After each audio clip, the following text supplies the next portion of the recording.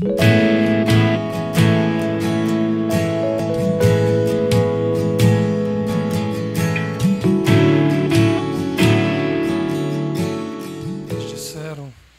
nasceram na casa, eles têm por obrigação dar continuidade ao que a casa representa, ao que a casa realiza, ao que a casa carrega sobre si, que é o nome de Adonai e a sua Torá. Que o Eterno muito abençoe vocês, viu, Daniel? Você e Ruth, para que vocês tenham um casamento pacífico na presença de Adonai e, mais importante, que na noite que vocês estiverem contraindo o matrimônio, Adonai esteja presente na vida de vocês. Amém?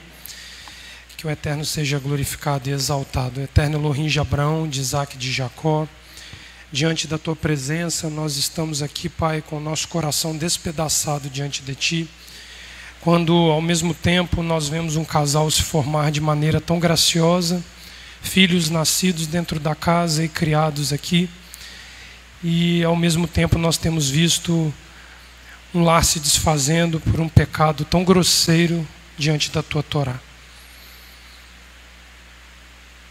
Nós estamos em Shabat e o Shabat por si só é alegria, o Shabat é um momento de repouso, mas para sermos julgados, sancionados pelo que fizemos ao longo de todo um ciclo de semana diante de Ti. Nós preferimos, Pai, estar num momento mais leve, num momento mais tranquilo, mas a Tua Torá, quando ela identifica uma falta, ela precisa vir à luz para que a falta seja devidamente corrigida. E nós Te agradecemos porque esta casa nunca faltou a esta questão. Esta casa nunca se anulou, nunca se esquivou de cumprir a Tua vontade, mesmo carregando todo o peso da Tua vontade sobre nós, porque ela se impõe e nós aceitamos que ela se imponha sobre nós. Por isso, retira todo o peso que é humano, todo o peso que não é o jugo do Eterno sobre nós, para que nós não sejamos, Pai, desgastados de maneira a sermos excessivamente, Pai, carregadores de um peso que não nos pertence, mas o peso da Tua Torá nos basta, o peso da Tua glória para nós é suficiente. O peso trazido pelos homens e pelo pecado é o peso que nós não queremos, Pai, carregar conosco. Livra-nos do pecado, livra-nos da culpa, livra-nos da falta e das nossas carências mais íntimas, para que nós não sejamos riscados do livro da vida, conforme a Tua Torá nos diz que assim serão aqueles que mantiverem-se em apostasia diante do Eterno. Tenha misericórdia de nós, abençoe, Pai, esta assembleia, coloque esta assembleia de pé e faça, Pai, ela cumprir o seu papel até o fim. É o que nós Te suplicamos, que o Teu Espírito esteja aqui sobre nós, nos ensinando a Tua Torá, porque o homem não é capaz de ensiná-la. Somente, Pai, reproduzir a Tua vontade e assim cumprir a vontade do Teu Espírito. É como nós oramos em nome de Yeshua, Messias. Amém. Irmãos, em especial aqueles que são mais novos na casa e talvez não estejam acostumados a franqueza e a transparência que a casa lida com alguns assuntos, a ponto de trazê-los a Bimá com o Sefer Torá aberto. Mas nós precisamos lembrar que a Torá, ela apresenta instâncias de juízos e julgamentos. O juízo e o julgamento de Adonai começa no interior do coração do homem. Ele caminha para um juízo onde um homem estabelece juízo sobre uma situação, mas existem instâncias de julgamentos da Torá que requer a presença de uma assembleia funcionante para fazê-lo. E o que foi exposto aqui, se nós não conseguirmos chegar até esse ponto agora pela manhã, nós vamos dar continuidade à tarde, não é função de apenas um homem, é função de uma congregação, de uma kahal, de uma assembleia formada com autoridade para julgar onde ela habita. Existem coisas que, como homens, individualmente, nós não temos instância de julgamento diante de Adonai. Existem instâncias que são públicas, existem instâncias que são institucionais, instâncias que são de cargos específicos. Existiam julgamentos que cabiam aos reis, julgamentos que cabiam aos profetas, julgamentos que cabiam aos sacerdotes, aos levitas e à Assembleia de Israel. Hoje, o que foi trazido aqui em público não poderia ser feito de outra forma, porque é uma exigência da Torá que seja julgado publicamente por uma Assembleia constituída em retidão e justiça diante da Torá. Então não se assustem. Os dias maus que estão diante de nós, cada dia mais exigirão posições firmes diante da Torá, porque nós estamos cantando que os reis da terra se levantam contra Elohim e os seus juízos. E eles vêm e anulam a tua Torá. E aqueles que conhecem Torá ficam olhando. Não. Não. Nós temos obrigações individuais, temos obrigações coletivas. E o que foi feito aqui foi um transparente cumprimento de uma obrigação coletiva da casa. Há 2 semanas atrás foi ensinado aqui sobre o pecado voluntário.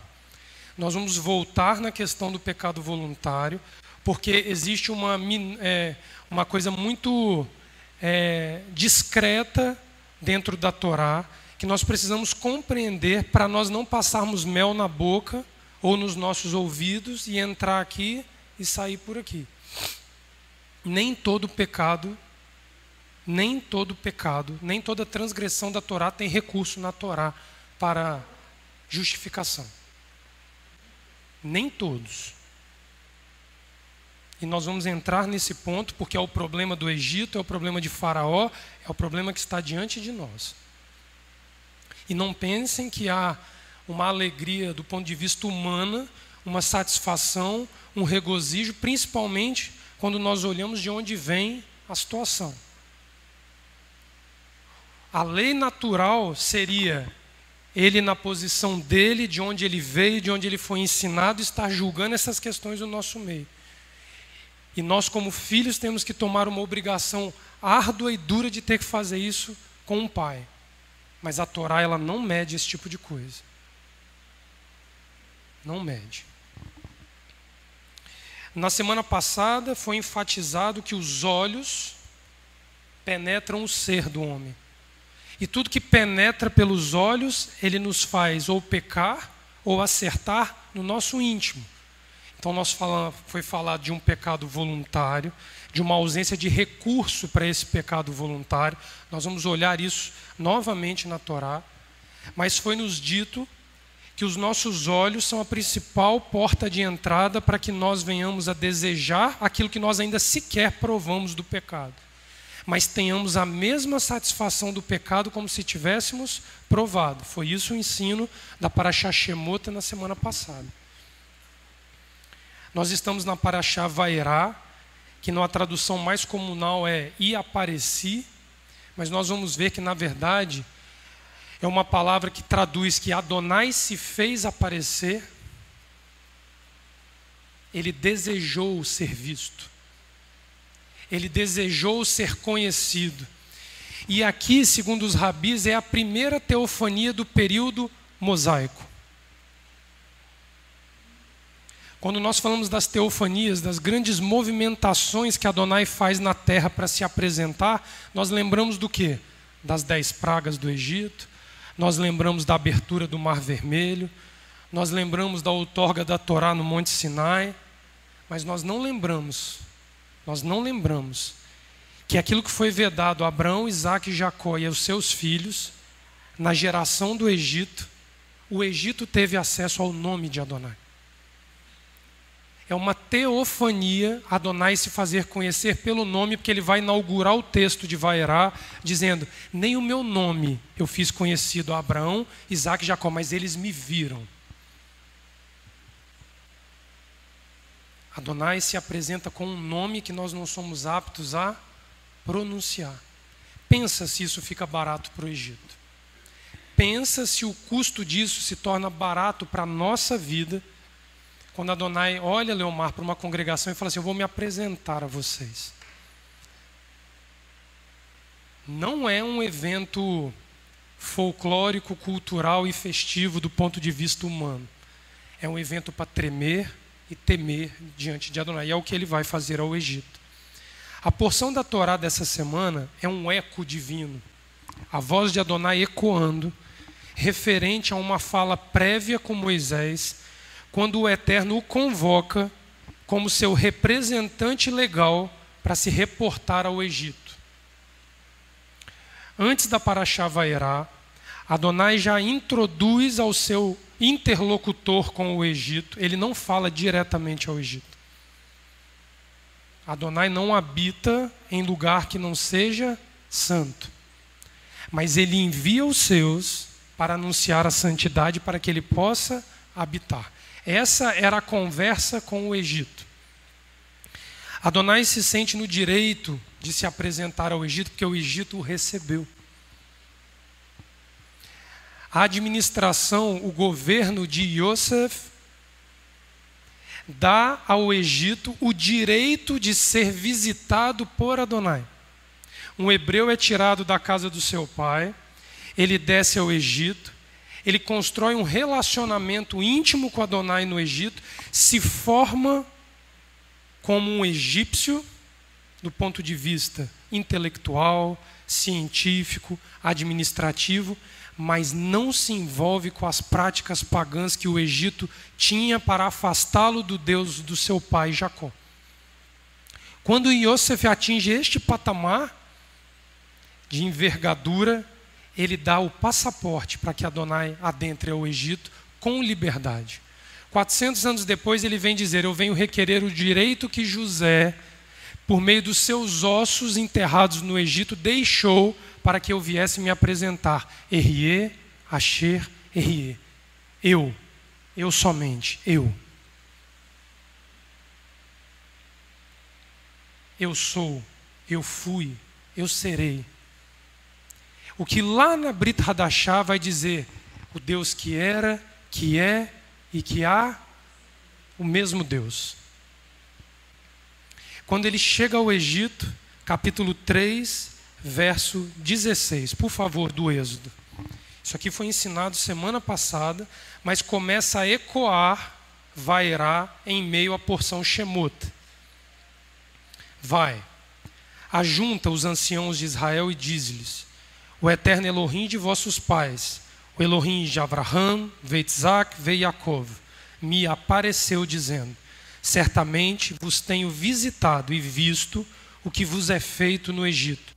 Portanto eu disse: far-vos-ei subir da aflição do Egito, a terra do Cananeu, do Eteu, do Amorreu, do Perizeu, do Eveu, do Jebuseu, a uma terra que mana leite e mel.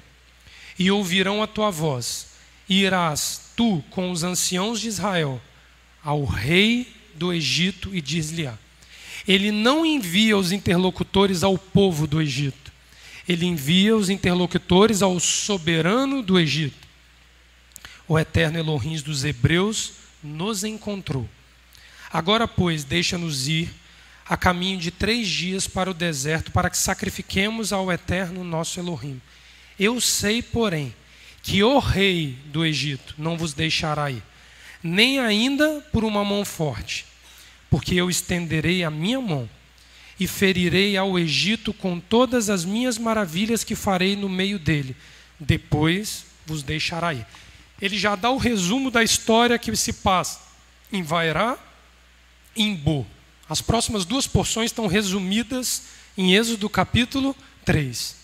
Eu vou ao rei, o rei não me ouvirá, eu pesarei a minha mão e o rei vos deixará partir. Isso é o resumo de Vairá e Bo, ecoando quando Moisés é chamado por Adonai.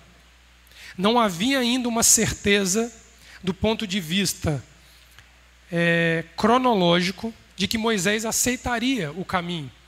No capítulo 3, Moisés está em formação diante de Adonai. Ele acaba de ter os seus olhos purificados por uma sarça que queima. Essa sarça dá a dimensão do sobrenatural que viria sobre o Egito. Então Moisés tira as sandálias dos pés, porque a terra que pisas é uma terra sagrada. Ali propriamente Moisés está no Monte Sinai. no local que ele voltaria anos depois para receber a outorga da Torá, ele ali já está sendo avisado por antecedência, num eco divino, de que aquele lugar é sagrado para Adonai.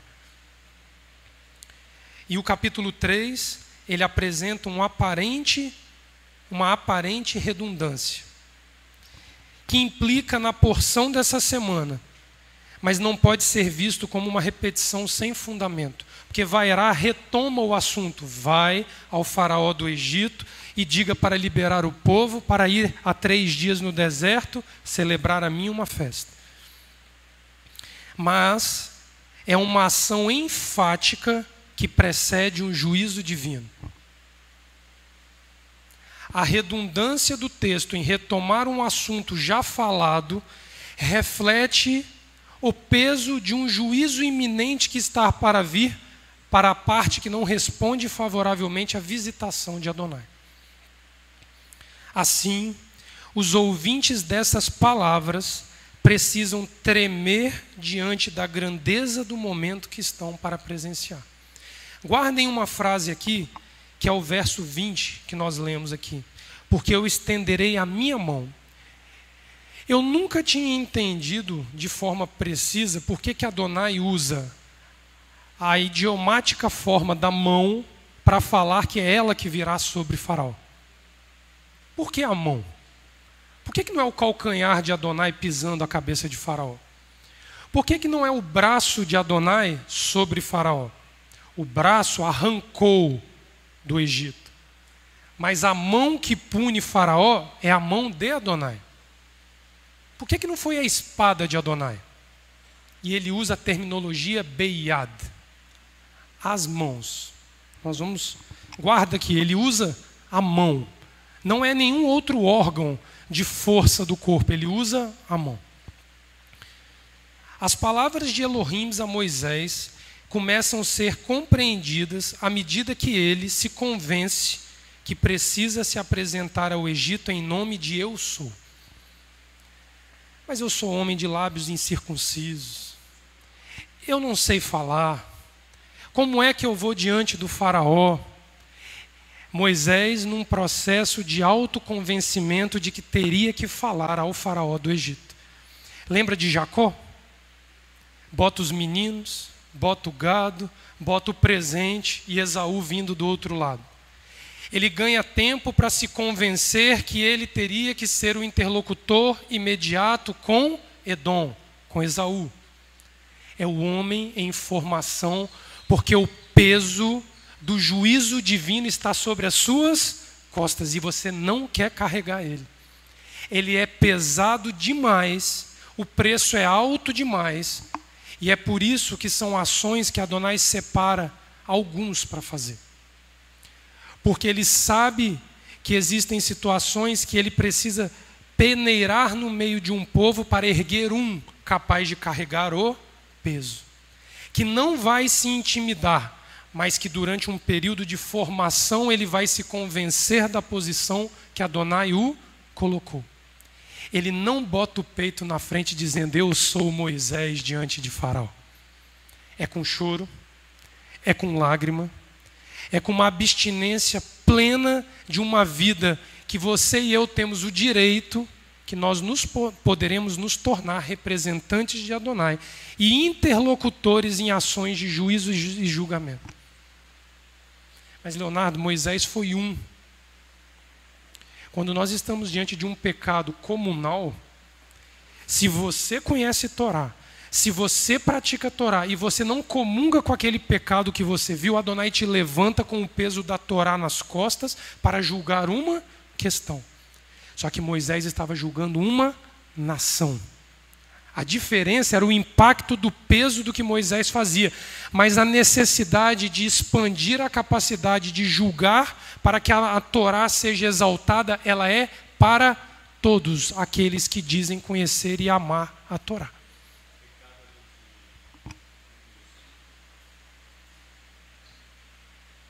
Não há como fugir de uma obrigação comunal, é da Assembleia. A Assembleia são aqueles que se reúnem para exaltar e adorar o Deus de Abraão, de Isaac e de Jacó, e cumprem a sua palavra. Então nós estamos falando agora da esfera individual, que tem a sua obrigação nas pequenas e nas grandes ações que acontecem.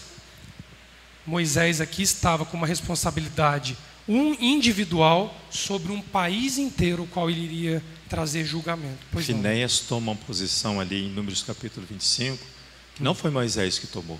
Sim. Foi Finéias. E ele ganha diante de toda a congregação, ele viu a transgressão ocorrer nos seus olhos, viu a congregação chorando à entrada da tenda da congregação, porque não tinha uma reação diante do pecado tão grave. Ele se levanta, não foi Moisés que se levantou. Foi Finéias. Ele se levanta e vai praticar a justiça da Torá. Amém.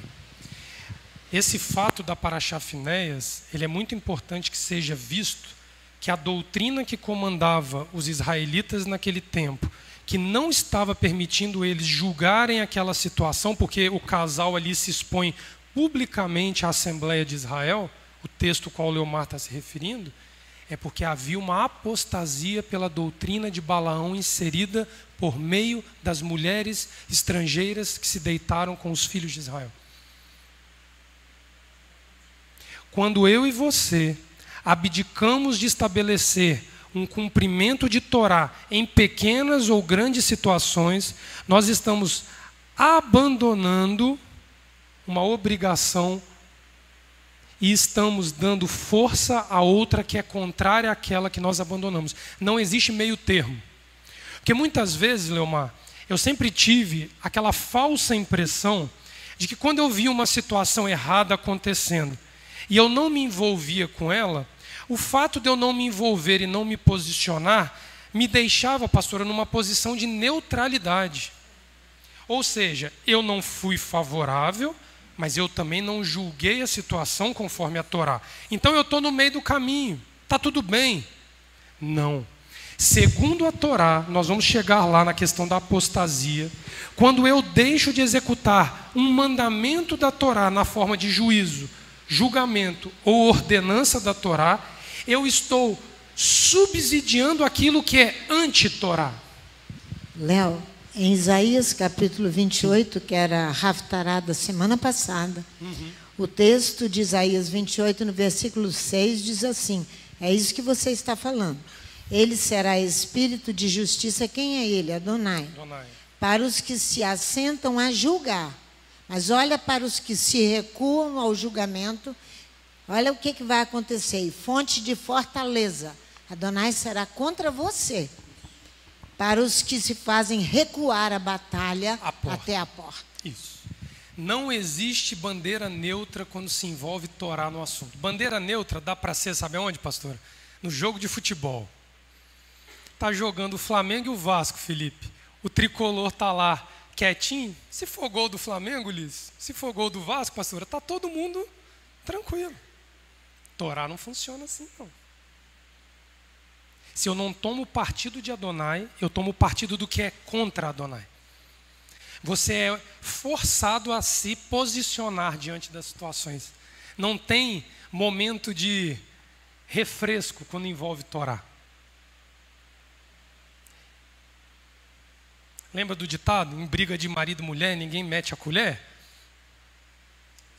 Eu não sou nem do marido, eu não sou nem da mulher, pastora. Eu estou aqui. Torá, não. Se o pecado é do marido ou se o pecado é da mulher, você vai ter que se posicionar. Se você é a favor do pecado ou do que está sendo vítima do pecado. Não existe meio termo na Torá.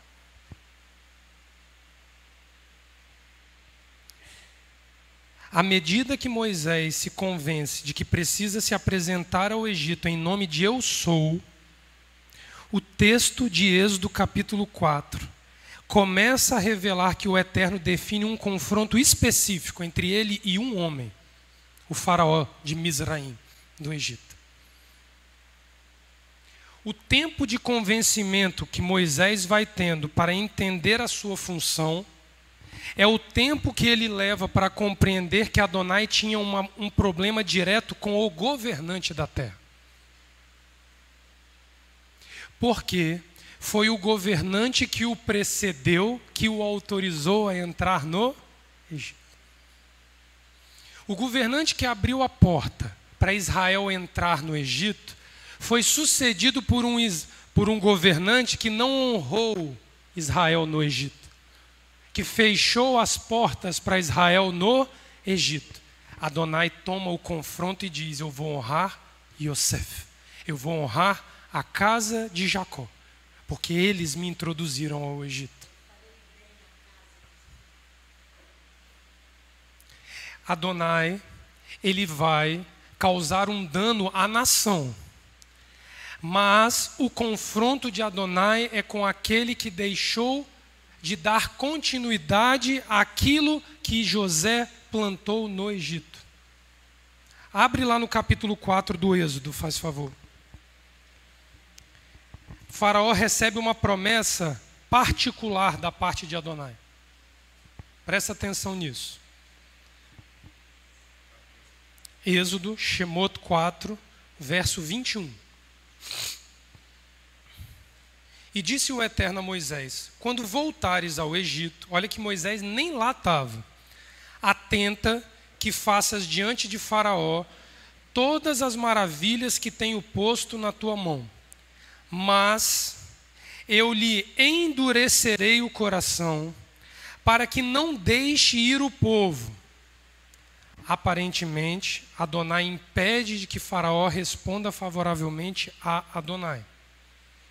Então dirás a Faraó: assim diz o Eterno, Israel é meu filho, meu primogênito. Eu te tenho dito, deixa ir o meu filho para que me sirva, mas tu recusastes deixá-lo ir. Eis que eu matarei a teu filho, teu primogênito. Não havia uma previsão de morte coletiva aos primogênitos do Egito. A morte prevista para a correção do Egito era diretamente ao governante do Egito.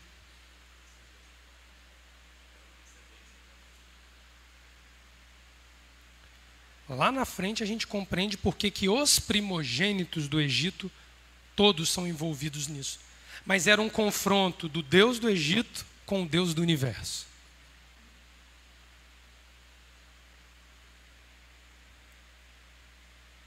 Olha o capítulo 5, vira a página.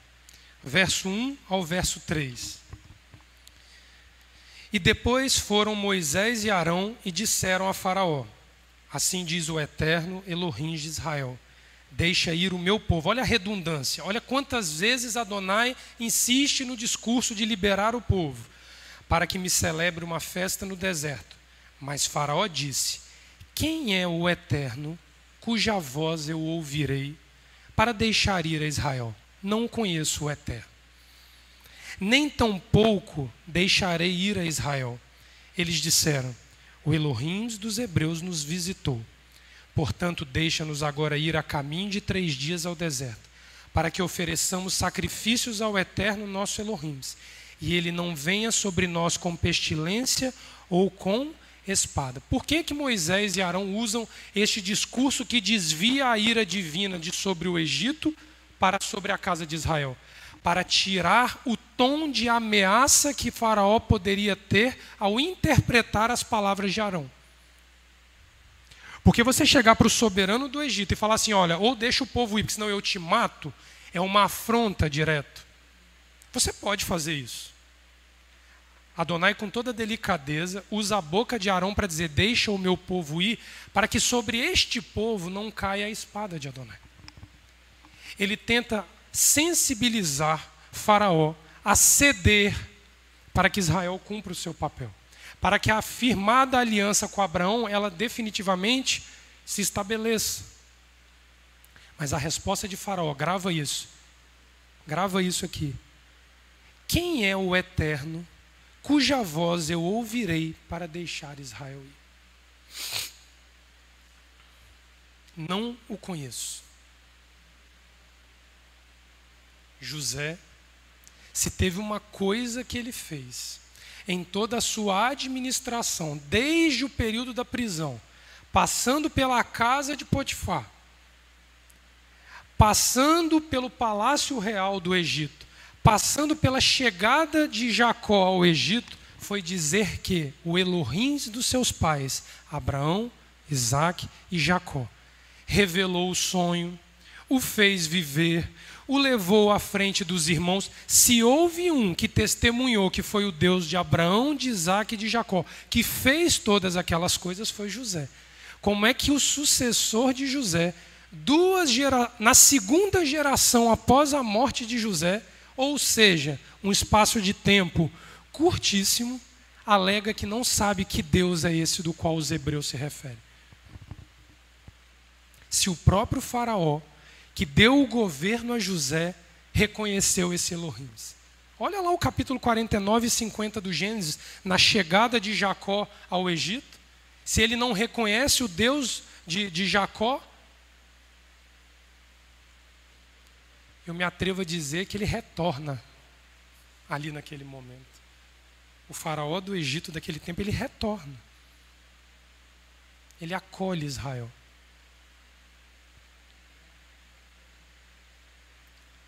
No capítulo 6, que finaliza a Parashá Shemot, no verso 1, diz assim, ó: agora verás o que fareis ao faraó. Ele não diz que vai fazer ao Egito. Ele diz que vai fazer ao faraó. Que com mão forte vos enviará, e com mão forte vos desterrará de sua terra. Primeiro ele diz que a minha mão virá sobre Faraó. Quando o Faraó for julgado, a mão de Faraó virá sobre os hebreus para tirá-los do Egito. É aqueles chicotes que comeram nas costas dos hebreus para eles, ó, no dia 15 de Nisan, marcharem para fora do Egito. Que o povo do Egito começa a pressionar a saída de Israel devido à violência de Adonai com os primogênitos do Egito. A porção anterior se dedicou a expor uma interlocução mosaica dirigida ao faraó e não à nação como um todo, de forma que dependia do seu governante supremo o destino de toda a nação. O confronto de Hashem com o Egito gira em torno de uma questão de governo, essencialmente administrativa. Por que isso?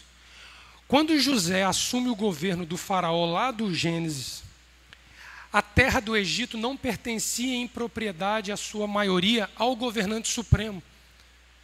Os súditos que tinham dinheiro eram os donos da maior parte da riqueza do Egito.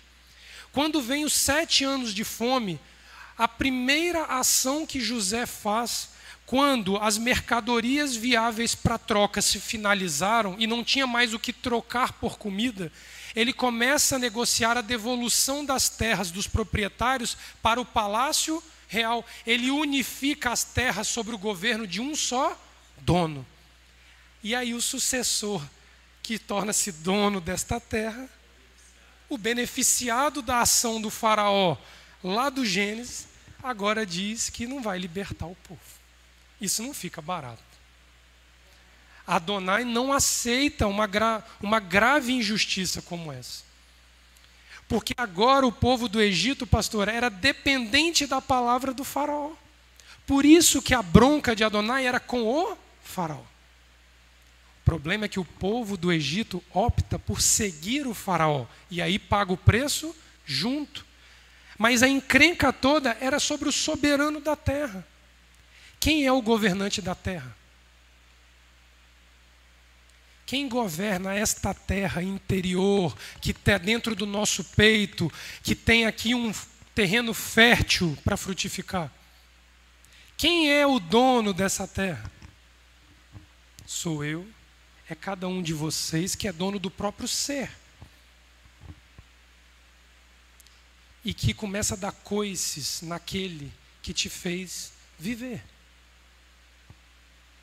E esta terra interior começa a ser repulsiva às palavras de Adonai. E aquilo que um dia foi beneficiado, agora vai ser julgado. Na exegese hebraica, quando você pega a palavra paró, faraó, muitos rabis defendem a ideia de que faraó é uma instituição nominal de todo homem que é dono do seu próprio destino.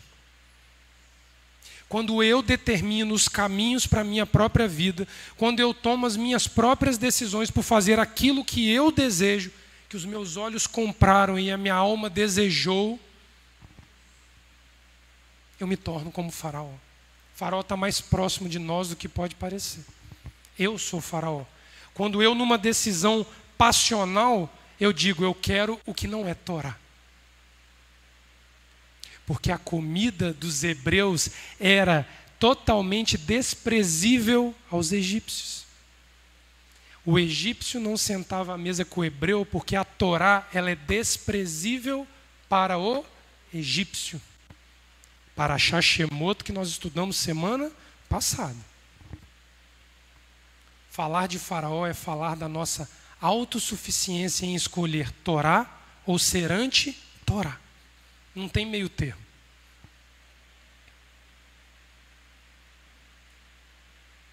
O tom usado ao longo da paraxá anterior, Shemot, sustenta uma ideia de advertência para fazer cessar o mal.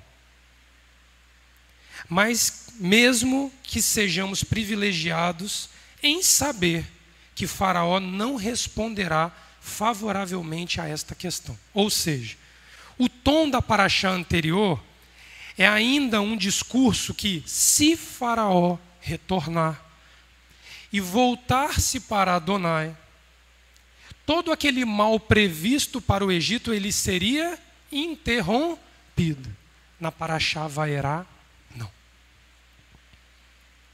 O tom divino, na introdução da paraxá, mostra a ausência de recurso da parte de Faraó e do Egito quanto à questão com Adonai. Na transição do capítulo, você vê Moisés alegando a Faraó que ele, Moisés e todo o povo de Israel seriam punidos se não fossem sacrificar. Quando vira o capítulo, e Adonai diz assim, e eu me fiz ver por Abraão, Isaque e Jacó. Leomar, quando ele toma o nome dos patriarcas, é o juramento na boca de Adonai que o que ele falou vai acontecer. Ausência de recurso.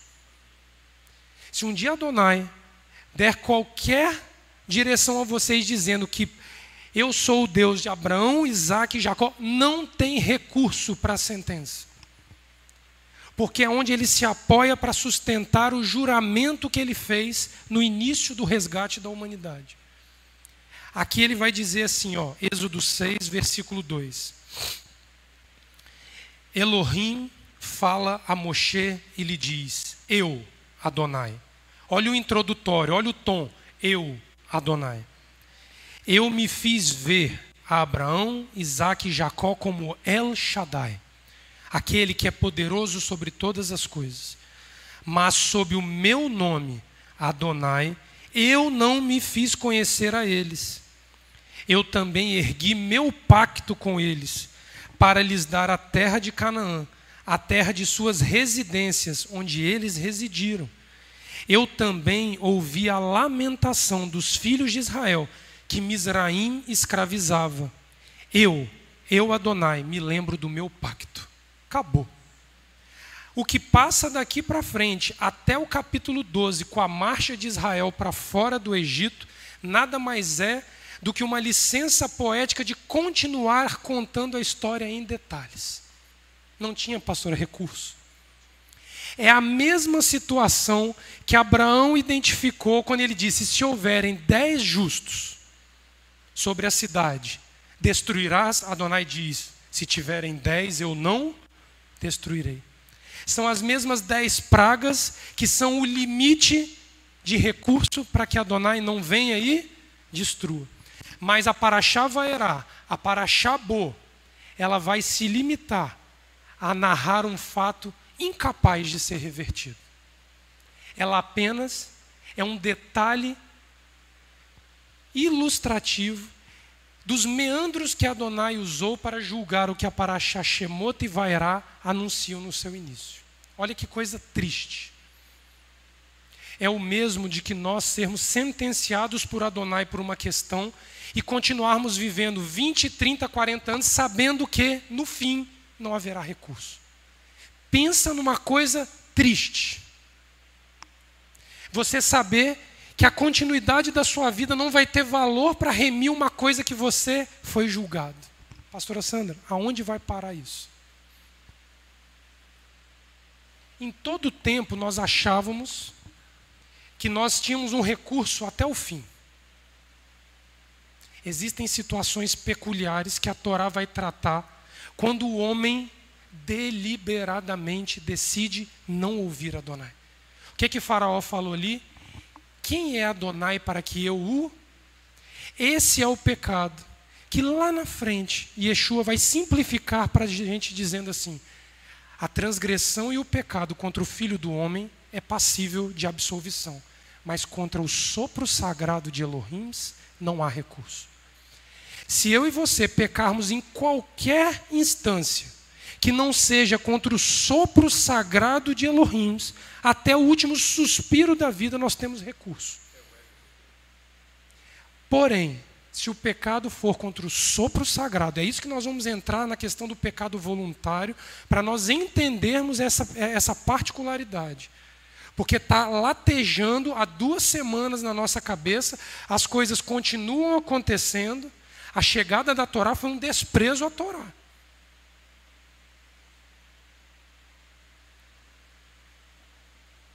O que foi dividido aqui publicamente com vocês é um desprezo voluntário da Torá. Mas não só voluntário, ele é deliberado, porque a voz de Adonai falou e a pessoa disse não. Não tem recurso. Contra essa instituição, você sabe por que isso não tem recurso? Porque é a única vez em toda a palavra de Adonai que nós vamos ver Adonai se conectando direto ao homem sem o interlocutor. Porque Yeshua diz que eu vou para o Pai, mas eu vos deixo um que virá da parte do Pai para vos consolar. O desprezo a este cuidado de Adonai em continuar falando na intimidade do homem é irrecuperável. Não tem instância na Torá que te livra disso. Não tem. Não quero ouvir mais. Se eu não quero ouvir aquilo que me exorta contra o pecado, eu não tenho solução para a minha vida. Esse é o significado que Adonai dá a eu endureci o coração de Faraó. Ele endurece o coração de Faraó porque ao falar com Faraó, Faraó recusa ouvir. É irrecuperável, é um dano. Agora o problema, pastor, é que se a gente morre no dia seguinte, está tudo bem. Eu recebi a notícia hoje e eu morri amanhã. Mas imagina o que é você passar o resto da vida sabendo que o que você fizer na vida não tem volta. Não tem recurso. Não vai valer o meu esforço para nada. E o Eterno denunciou que começa por aquilo que eu desejo com os meus olhos, que eu tenho o prazer de ser saciado mesmo antes de chegar à minha boca. Olha a peculiaridade do que ele está pegando no nosso pé até a celebração de Páscoa. Porque isso aqui termina em Páscoa, né? Nós só temos um tempo de meses até Páscoa, mas o eco do problema vai ecoar até Pessa. Faraó é julgado em Pessa. Ah, Leonardo, mas Faraó não morreu. Quem morreu foi o primogênito. A continuidade da vida de Faraó como Deus foi interrompida. Ele era Deus. Se fosse qualquer outro homem que estivesse afrontando Adonai, Adonai tiraria a vida do homem. Mas para quem é Deus que precisa se perpetuar, basta Adonai recolher a continuidade dele. Então ele tira o primogênito. Acabou Isaac. Que Deus é esse que não tem continuidade? Que Deus é esse, Felipe, que vai para o embalsamento e dali não fala, não conversa, não faz milagre, não faz chover, não faz isso, não faz aquilo? Não tem continuidade. Faraó passou o resto da vida vendo o fim da sua vida iminente. E segundo as Escrituras, esse Faraó viveu,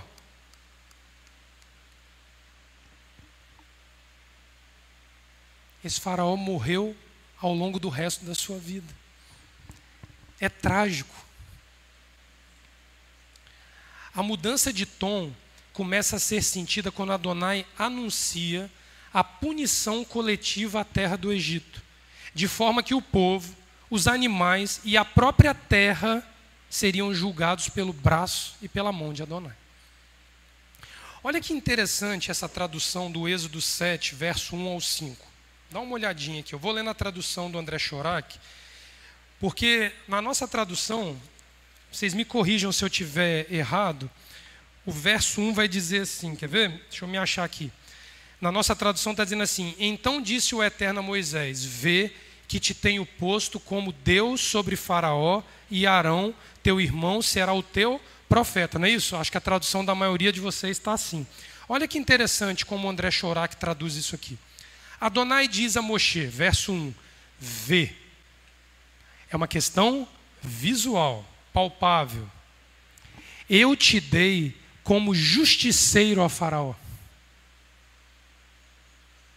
Elohim no hebraico tanto pode ser traduzido como Deus, uma entidade divina qualquer, como o Elohim de Abraão, de Isaac e de Jacó, como um juiz com poder sobrenatural para julgar. Não é o juiz Shofetim que lá na frente nós vamos estudar. Nós estamos falando de alguém com autoridade sobrenatural para julgamento. Na tradução do André Chorak, ele diz assim: eu te dei como Elohim a Faraó. Numa outra tradução do professor Jairo, ele traduz da seguinte forma: eu te dei por justiceiro a Faraó. Ele enfatiza que seria uma ação violenta da parte de Adonai, como um justiceiro a sangue frio contra Faraó. Não era a ação de um juiz que em todo tempo visa a manutenção da vida, mesmo tendo que julgar. Porque este é o grande juiz diante de Adonai. Ele julga, ele não se sensibiliza pelas questões humanas, mas ele privilegia Torá, porém, ele até o fim vai com o indivíduo para que ele possa alcançar vida. Esta questão aqui era para a morte. É um justiceiro, pastor. Era um justiceiro. Arão, teu irmão, será teu inspirado. Tu falarás tudo aquilo que eu te ordenar, e Arão, teu irmão, falará a Faraó. Ele despedirá os filhos de Israel de sua terra. E eu, Adonai, endurecerei o coração de Faraó. Eu multiplico meus sinais e meus prodígios na terra de Mizraim. Mas Faraó não vos ouvirá. Eu dou minha mão contra Mizraim. Faço sair minhas milícias, meu povo, os filhos de Israel da terra de Mizraim, com grandes penalidades. Mizraim penetrará, sim, eu, Adonai, quando eu estender minha mão sobre Mizraim e fizer sair os filhos de Israel de teu seio. Ele evoca a mão de Adonai no texto 3 vezes. Era iminente. Era um impacto imediato, o choque de Adonai com o Egito. A questão administrativa de Faraó implicava na anulação do direito divino à prática da justiça, introduzida aos egípcios pelo hebreu José. A conduta dos faraós desses 2 tempos divergia flagrantemente, pois o primeiro, lá do Gênesis, cede à voz divina, emanada e ainda encoberta pelas ações de um homem justo, José, ao passo que o segundo alega desconhecer a herança administrativa deixada pelo hebreu, ignorando a visitação de Adonai ao povo do Egito. Qual foi o maior legado de José para o Egito? O Egito não se tornou religioso. O Egito não se tornou praticante das práticas judaicas. O Egito não se tornou, Daniel, um povo embotado em tradições e cumprimento de ações religiosas. O que o Egito viu que ele reconheceu Adonai? Sedaká. Ele anula aquilo que é a voz pública de Adonai para fazer o nome de Adonai conhecido onde não há Torá, justiça social. ele arruma um problema e um problema.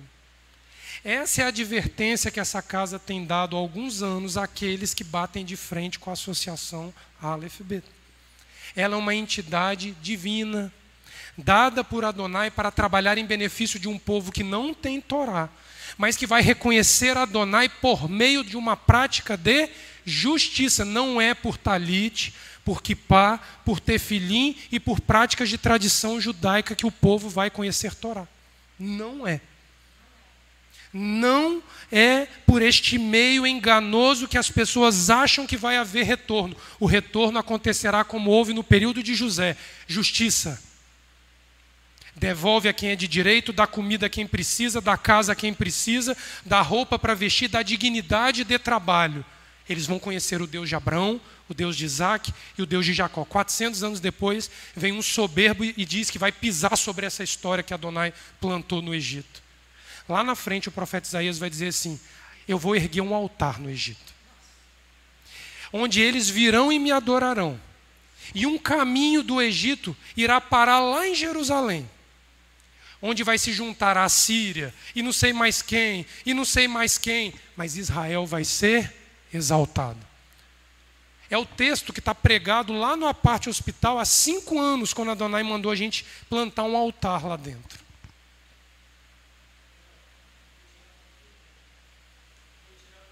O quinto, perfeito, é pela justiça alinhada com os padrões de santidade da Torá, mas não é pela religiosidade que o Egito vai se convencer a retornar para Adonai.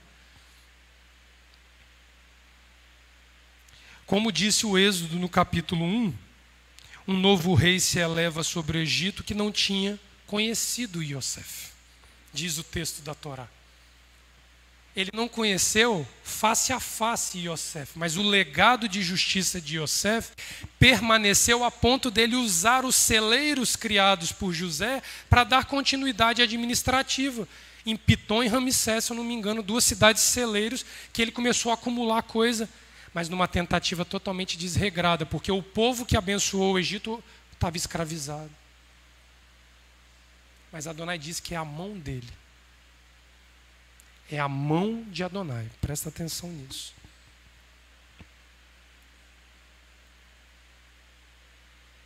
A palavra conhecer Yosef aqui no hebraico é Yada. Yada e Yosef. Yada, averiguar por meio da visão. Aprender a conhecer, reconhecer, admitir, experimentar, familiarizar, discernir. Traduzindo no versículo, um novo rei se eleva sobre o Egito, que não tinha reconhecimento de Yosef.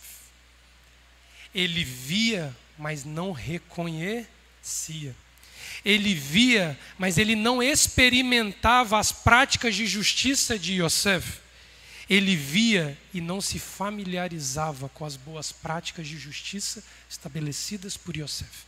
Ele é um réu confesso da iniquidade. Ele é um réu confesso. Aí lá na frente nós vamos ver Yeshua dizendo que ele é um administrador infiel, porque ele apoia a iniquidade, porque ele é contra a Torá. É o que nós vamos ter que ver à tarde. A ausência de intimidade com as práticas de justiça estabelecidas por José em seu tempo de governo definiu o destino desse faraó e dos egípcios ao longo da narrativa do Êxodo.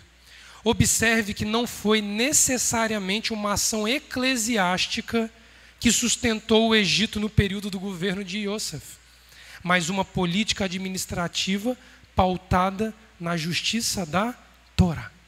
Agora eu quero em 2 textos com vocês, 3 textos, para a gente encerrar, para nós compreendermos o apoio que a Torá dá a você apoiar a prática de justiça da Torá. Abre no Salmo 41. O Salmo 41 vai dizer que você alcança a salvação pela prática da Torá. Você não precisa ser um religioso, mas se você praticar justiça em linha com a Torá, você alcança salvação. Olha aqui, ó, Salmo 41. A cidade não vai alcançar salvação por se tornar tradicionalmente judaica, mas por praticar práticas da Torá em linha com a vontade de Adonai. Justiça. Por favor, pastor.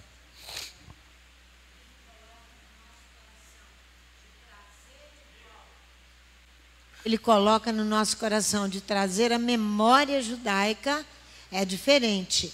É a memória de José, que o Egito estava tentando apagar. De Tzedakah, exatamente. É para que a cidade reconheça isso. Capítulo 41 do Salmo, verso 1 ao 3. Em marcha, o homem perspicaz diante do pobre. No dia da infelicidade, Adonai o libertará. Adonai o guarda e o faz viver. Ele está em marcha na terra. Tu não o dás ao ser de seus inimigos. Você é livre pela prática da justiça. Olha Provérbios capítulo 29. Nós vamos ler só 4 versículos.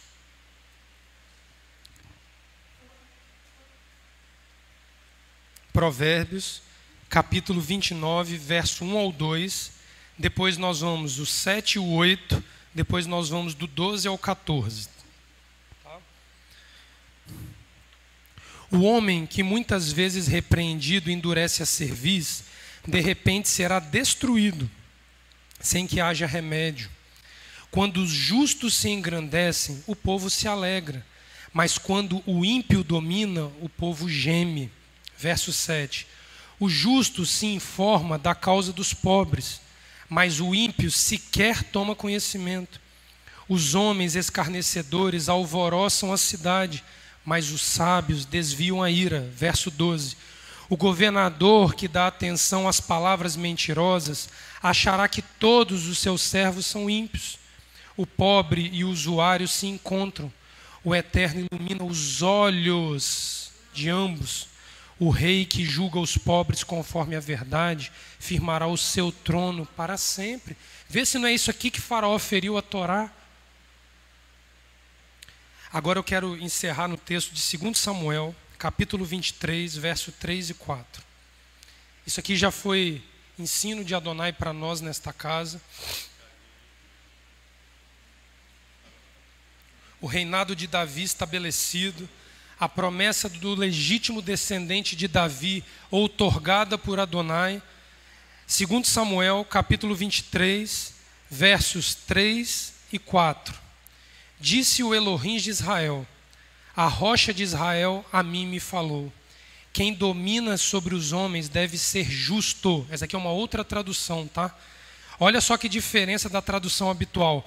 Quem domina sobre os homens deve ser justo, que domine no temor de Elohim. E será como a luz da manhã, quando sai o sol, da manhã sem nuvens, quando pelo seu resplendor e pela chuva a erva brota da terra. Esse é o justo governante.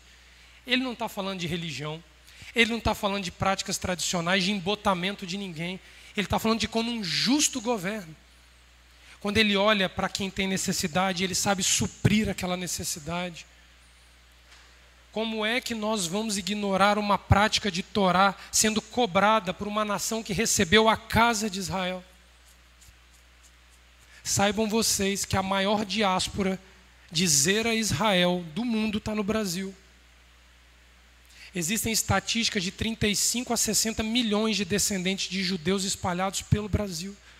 O Brasil acolheu a diáspora judaica que fugia da Inquisição portuguesa e espanhola nos séculos 14, 15, 16, 17. Vocês estão achando que o Brasil não vai ser comparado ao Egito? Que os governantes do Brasil não vão ser cobrados como o Faraó foi cobrado, porque aqui um dia residiu um povo que foi acolhido pela terra e que trouxe para cá boas práticas? Essa Torá que chegou para nós tem mais de 300 anos dentro do Brasil. O Sefer Torá que foi buscado na casa tem mais de 300 anos. Faz a conta. Período de engenho, cana-de-açúcar, era judeu se espalhando nesse Nordeste, escapando de Inquisição, trocando sobrenome, deixando a semente judaica nessa nação. E olha o Brasil, olha a nossa situação. Está diferente? Não está precisando do governante ser cobrado das práticas de justiça de todos os governantes da nação, alinhados com Torá, do palácio real ao menor dos governantes, não vão ser cobrados disso aí? E aí nós ficamos, muitas vezes, fazendo nossos posicionamentos políticos, dizendo que apoia A, que é contrário a B, que apoia essa decisão, que é contrário a essa decisão, quando Adonai está cobrando a justiça da Torá. E nós estamos em rede social perdendo tempo em debates nulos, falhos, para eu me envaidecer e me posicionar de forma grosseira como um desconhecedor de Torá. Eu sou a favor disso, eu sou contra aquilo. E Adonai está lá, pratique justiça, pratique justiça, pratique justiça. Adonai não olha partido político, Adonai não olha cor de bandeira, Adonai não olha o berço. Adonai vai cobrar do governante a prática de justiça da Torá. E a notícia ruim para os governantes é que nunca deixará de haver pobres sobre a face da terra. O profeta Ezequiel, né? Nunca deixará de haver pobres. A necessidade da manutenção da justiça, ela é permanente. Porque senão o nome de Adonai cai no descrédito, no desconhecimento, no esquecimento. E o nome de Adonai reina para sempre. À tarde, quando nós retomarmos, nós vamos ver como que isso chega lá em Yeshua. Nós vamos ver por que o pecado de Faraó exigiu de Adonai a idiomática frase: eu virei com a minha mão contra o Egito. É desse ponto que nós vamos partir à tarde. Leomar, te peço licença para a gente dar continuidade à tarde e finalizar o estudo. Amém? Eterno Elohim de Abraão, de Isaac e de Jacó, diante da tua presença nós queremos te agradecer por esta manhã de Shabat, quando o Eterno nos dá a vida, nos dá o privilégio de estarmos na tua presença, num dia tão prazeroso, num dia tão deleitoso para nós que é o Shabat. Abençoe esta casa, as famílias desta casa, aqueles que estão pela internet, em nome de Yeshua HaMashiach. Torna esta casa cada dia mais, Pai, adestrada a buscar justiça e estabelecer ela onde quer que os nossos pés estejam plantados. Não nos deixa regressar com a batalha à porta, não nos deixa, Pai, falsear a tua justiça, não nos deixa anular a tua Torá, mesmo que isso custe a nossa própria vida, a nossa própria imagem, o nosso próprio eu, mas que nós morramos pela tua vontade e pela tua justiça cumprida no nosso meio. É como nós oramos em nome de Yeshua, o nosso Messias. Amém. Yevareha Adonai veishmereha, Yaeha Adonai panaveleha, viruneca, Issa Adonai panaveleha, veasem leha shalom, Bishem Yeshua HaMashiach. Amém. Que o Eterno nos abençoe e nos guarde. Que o Eterno faça resplandecer teu rosto sobre nós e tenha misericórdia de nós. Que o Eterno sobre nós levante teu rosto e nos dê a paz. Em nome de Yeshua, Messias. Amém.